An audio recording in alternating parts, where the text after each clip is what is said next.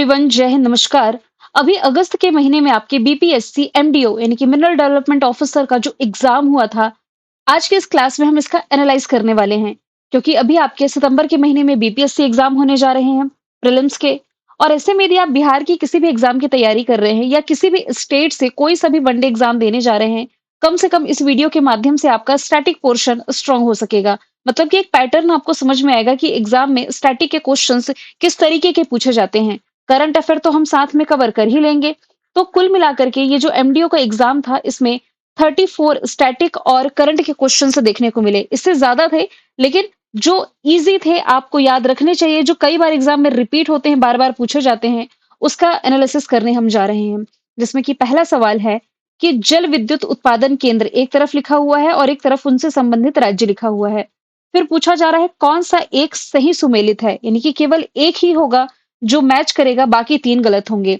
तो नाथपा झाकरी जो जल विद्युत उत्पादन केंद्र है, ये उत्तराखंड में तो नहीं है, तो कहां पर है? हिमाचल प्रदेश में। तो ये वाला ऑप्शन आपका गलत हो जाता है। टिहरी बांध सबसे ऊंचा बांध है, भागीरथी नदी पर, कई बार मैंने बताया है। हरियाणा में नहीं है, ये उत्तराखंड में है, तो ये ऑप्शन भी आपका गलत हो गया। कोयना जल विद्युत परियोजना, ये आपकी महाराष्ट्र में है, यहाँ पर केरल लिखा हुआ है, तो ये भी ऑप्शन गलत हो गया। केवल एक ऑप्शन यहाँ से सही बनता है, सरदार सरोवर बांध का, जो कि कहां पर है? ये गुजरात में है। किस नदी पर है? तो ये नर्मदा नदी पर हो जाएगा। अब इसमें एक क्वेश्चन पूछा गया है कि कौन सा पवन ऊर्जा संयंत्र तमिलनाडु से संबंधित है। देखिए, इसमें क्वेश्चन का नंबर आगे पीछे हो सकता है, नंबरिंग आगे पीछे है, बाकी क्वेश्चन सेम है। तो इसमें से मुपंडल पवन फार्म जो है, ये आपको रिलेट करना है तमिलनाडु से। ठीक है। और ये भारत के सबसे बड़े पवन ऊर्जा फार्मों में से एक है। इसकी क्षमता लगभग 1500 मेगावाट की है। इसे आपने तमिलनाडु से रिलेट कर लेना है, कन्याकुमारी जिले में है। नेक्स्ट क्वेश्चन है कि सभी राज्यों के मुख्यमंत्री किसके पदेन सदस्य होते हैं। तो ये आपका पॉलिटी का क्वेश्चन पूछा गया है। सभी राज्यों के जो मुख्यमंत्री होते हैं ना, एक तो नीति आयोग, दूसरा राष्ट्रीय विकास परिषद के पदेन सदस्य होते हैं। यहाँ पर राष्ट्रीय विकास परिषद ऑप्शन बी में है।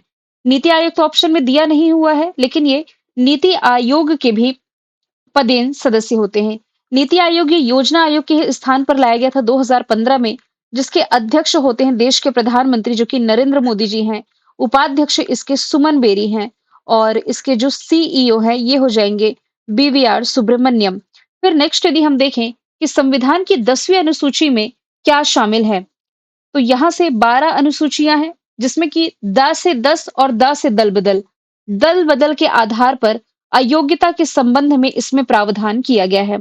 नेक्स्ट यदि हम देखें कि प्रसिद्ध कोमागाटा मारू घटना निम्नलिखित में से किस देश से संबंधित है, तो ये कनाडा और भारत से संबंधित है। भारत ऑप्शन में नहीं है, कनाडा और ब्रिटिश भारत, यानी कि जिस समय अंग्रेजों का शासन था भारत में, तब से संबंधित है। क्योंकि 1914 में इस जहाज पर सवार 376 भारतीय यात्रियों को कनाडा में एंट्री देने से, यानी कि प्रवेश से वंचित कर दिया गया था और भारत लौटना पड़ा था, जहां ब्रिटिश अधिकारियों ने उन पर गोलियां चलाई थी, जिसमें कि 19 लोगों की इसमें मौत हो गई थी।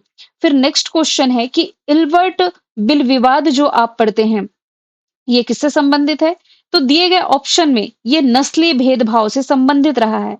ये देखिए, न्यायपालिका में नस्लीय भेदभाव से ये संबंधित है, जिसके तहत भारतीय न्यायाधीशों को यूरोपीय नागरिकों पर मुकदमा चलाने का अधिकार दिया जाना था। फिर इसमें एक क्वेश्चन पूछा गया है कि भारतीय स्वतंत्रता लीग की जो स्थापना है, ये कब की गई थी? किसने की थी, ये पूछा जा रहा है। किसने की है? तब तो रास बिहारी बोस ने की है। और कब की है? तो 1942 में, 1942 में टोक्यो जापान में इसकी स्थापना की गई थी। तो ये जो संगठन है ना, ये भारत के बाहर रहने वाले लोगों को ब्रिटिश शासन को हटाने के उद्देश्य से संगठित करने के पर्पज से की गई थी। फिर 1923 में बिहार में स्वराज दल की स्थापना किसने की थी? बिहार में स्वराज दल की जो स्थापना है, ये श्री कृष्ण सिंह के द्वारा की गई थी। ठीक है। Option number A right answer है। आगे यदि हम चले, महात्मा गांधी जी ने असहयोग आंदोलन के दौरान विरोध के स्वरूप एक पुरस्कार लौटा दिया था। कौन सा पुरस्कार था जो महात्मा गांधी जी ने लौटाया था असहयोग आंदोलन के दौरान? तो ये कैसर ए हिंद की उपाधि थी। फिर नेताजी सुभाष चंद्र बोस ने फॉरवर्ड ब्लॉक की स्थापना की थी। कब की थी? तो ये की थी 22 जून 1939 में, 1939 में की थी। तो ये एक ऐसा संगठन था जिसका पर्पस था भारतीय राष्ट्रीय कांग्रेस के भीतर वामपंथी राजनीति को मजबूत करना।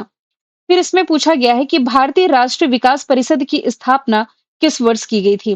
तो वर्ष पूछा जा रहा है तो 1952 है, 1952। नेशनल डेवलपमेंट काउंसिल की बात की जा रही है, तो 6 अगस्त 1952 इसका फॉर्मेशन ईयर हो जाएगा। बारडोली सत्याग्रह आप लोगों ने पढ़ा होगा। बारडोली में नो टैक्स अभियान का जो नेतृत्व है, ये किसने किया था? सरदार वल्लभ भाई पटेल के द्वारा किया गया। सरदार वल्लभ भाई पटेल की ही प्रतिमा गुजरात में है, जो कि दुनिया की सबसे ऊंची प्रतिमा है, जिसे आप स्टेच्यू ऑफ यूनिटी के नाम से जानते हैं। गुजरात के केवड़िया में है।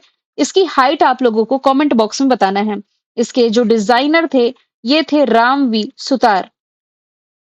इससे भी एग्जाम में क्वेश्चन पूछा जाता है।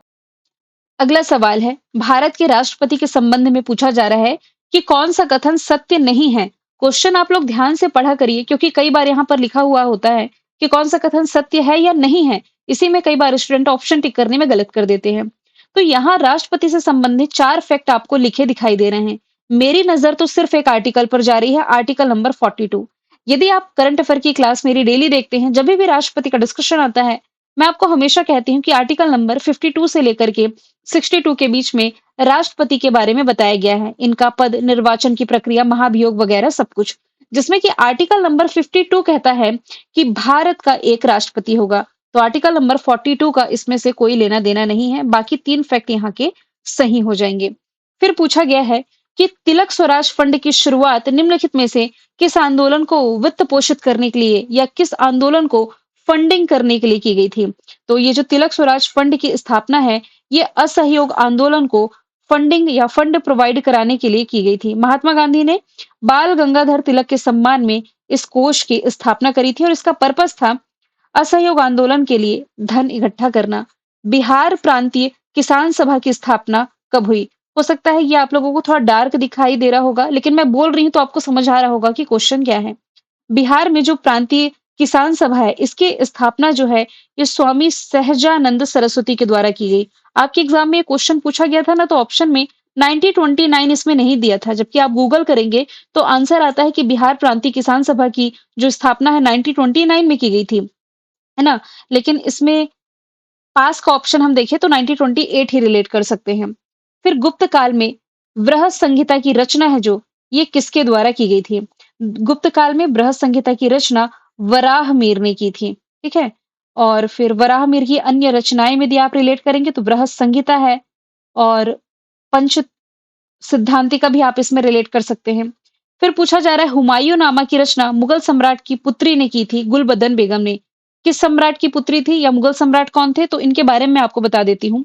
हुमायूं नामा की जो रचना है, ये बाबर की बेटी गुलबदन बेगम ने करी थी। तो वह हुमायूं की सौतेली बहन थी और अकबर की कौन थी? बुआ थी। तो उन्होंने सम्राट, मतलब कि उन्हें सम्राट अकबर ने ही हुमायूं और उनके पूर्वजों के जीवन के बारे में लिखने का कार्य सौंपा था। किसने लिखा था? गुलबदन बेगम ने।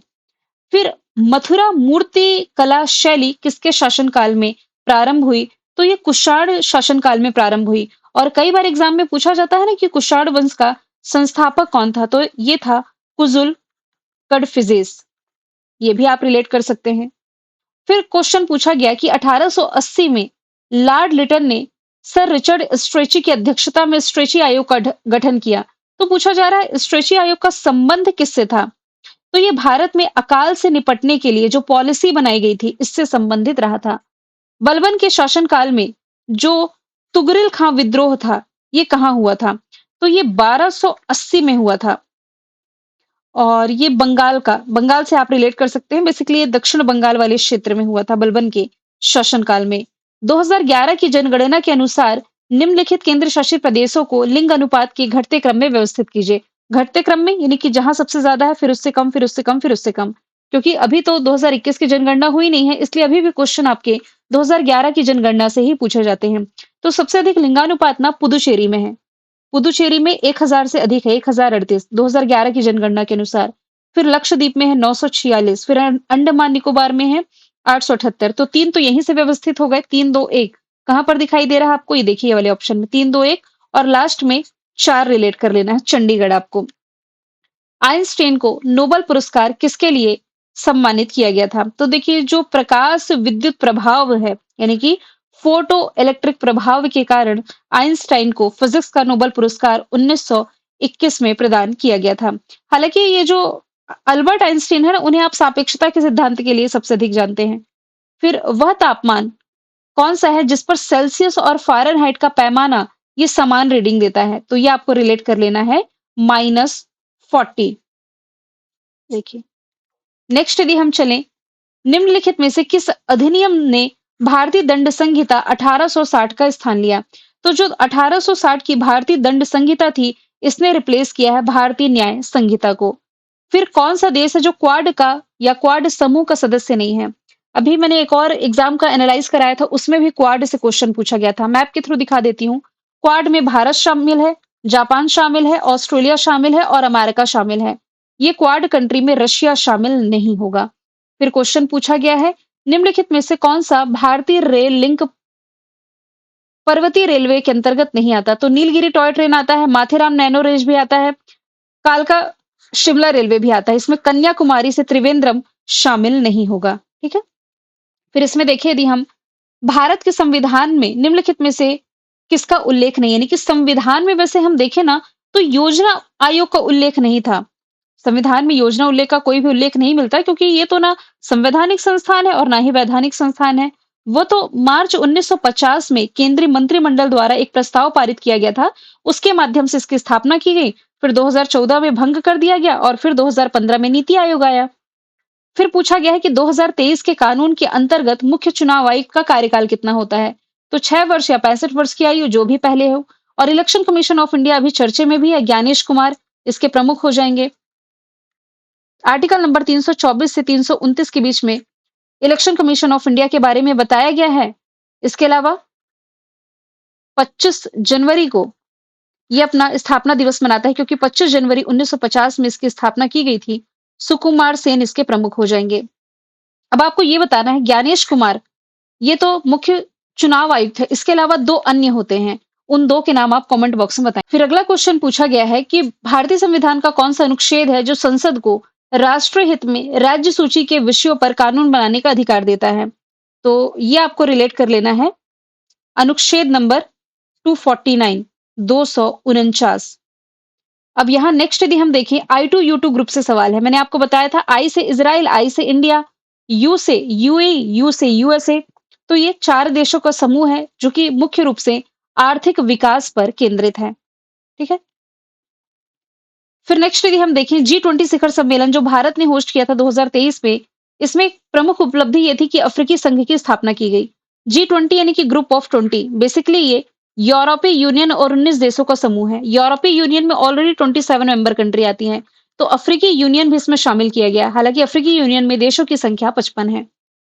फिर इसमें भारतीय हवाई अड्डे के संदर्भ में क्वेश्चन पूछा जा रहा है कि कौन सा एक जोड़ा है जो सम्मिलित है? तो देखिए, सरदार वल्लभ भाई पटेल एयरपोर्ट आपका अहमदाबाद गुजरात में, ये तो मैच कर रहा है। कोचीन ये केरला कोच्चि में है। चौधरी चरण सिंह एयरपोर्ट ये उत्तर प्रदेश लखनऊ में है। नेताजी सुभाष चंद्र बोस एयरपोर्ट ये वेस्ट बंगाल कोलकाता में है। तो केवल ऑप्शन ए मैच कर रहा है। भारत में सबसे अधिक प्लेटफॉर्म वाला रेलवे स्टेशन 2023 में ये हावड़ा जंक्शन कहाँ का? पश्चिम बंगाल का था, जिसमें कि 23 प्लेटफॉर्म बताए गए हैं, जो कि इसे भारत का सबसे बड़ा रेलवे स्टेशन भी बनाता है। देखिए, सबसे बड़ा रेलवे प्लेटफॉर्म और सबसे अधिक रेलवे प्लेटफॉर्म में फर्क है। जैसे कि सबसे अधिक रेलवे प्लेटफॉर्म वाला ये तो हावड़ा जंक्शन को बताया गया। सबसे लंबा प्लेटफॉर्म यदि पूछा जाता तो ये आपका कर्नाटका में है। कर्नाटक का हुबली रेलवे प्लेटफॉर्म। हालांकि हुबली रेलवे प्लेटफॉर्म का नाम बदल करके श्री सिद्धि रुधास्वामी जी रेलवे स्टेशन किया गया। और इस रेलवे प्लेटफॉर्म की मतलब यहाँ पर एक रेलवे प्लेटफॉर्म है जिसकी लंबाई 1507 मीटर है। अभी तक आप भारत का सबसे लंबा रेलवे प्लेटफॉर्म यूपी का पढ़ते थे, लेकिन बीते 2-3 सालों से कर्नाटक का ये हो जाएगा। मैंने हुगली नहीं कहा है, हुगली पश्चिम बंगाल में, हुबली कहा है। हुबली कर्नाटक में है, तो इस हुबली जंक्शन का नाम श्री सिद्धि रुधास्वामी जी रेलवे स्टेशन किया गया। तो आप लोग फीडबैक जरूर दीजिए कि ये एग्जाम पेपर का एनालिसिस आपको कैसा लगा, क्या इससे आपको कुछ हेल्प मिली है? स्टैटिक के फॉर्मेट में तो डेफिनेटली मिली होगी। अपनी फीडबैक जरूर कमेंट बॉक्स में शेयर करें। नेक्स्ट एनालिसिस किस पेपर का चाहते हैं जरूर बताएं। फिर मिलेंगे नेक्स्ट वीडियो में। Thank you so much.